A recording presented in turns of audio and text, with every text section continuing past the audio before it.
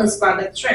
આદરણીય ગૃહમંત્રી અમિતભાઈ શાહ સાથે પૃથ્વીરાજસિંહ પટેલ પૂર્વ જિલ્લા અધ્યક્ષ સાબરકાંઠાની શુભેચ્છા મુલાકાત યોજાઈ। આપને જણાવી દઉં કે આ મુલાકાત દરમિયાન જિલ્લામાં આવેલ સૌથી જૂની જીવદયાની સંસ્થા એટલે કે 100 કરતાં વધારે વર્ષોથી કાર્યરત ઈડર પાંજરાપોળમાં અબોલ પશુઓ માટે અદ્યતન સુવિધાઓ ઊભી કરવા તથા આ સંસ્થાને આત્મનિર્ભર બનાવવા માટે ચર્ચાઓ કરવામાં આવી। એક પેડ માં કે નામ માનનીય વડાપ્રધાનના કેમ્પેન અંતર્ગત ઈડર પાંજરાપોળ ખાતે 6000થી વધુ સરગવાના છોડની વાવણી પૂરી કરવામાં આવી તથા નવા 4000 છોડ આવનાર સમયમાં ઉછેરવામાં આવશે અને આ છોડનો રસ કુપોષિત બાળકોને પીવડાવવામાં આવશે। આવા પ્રજાલક્ષી કામની વિગત માનનીય ગૃહમંત્રી અમિતભાઈ શાહને જણાવવામાં આવી હતી।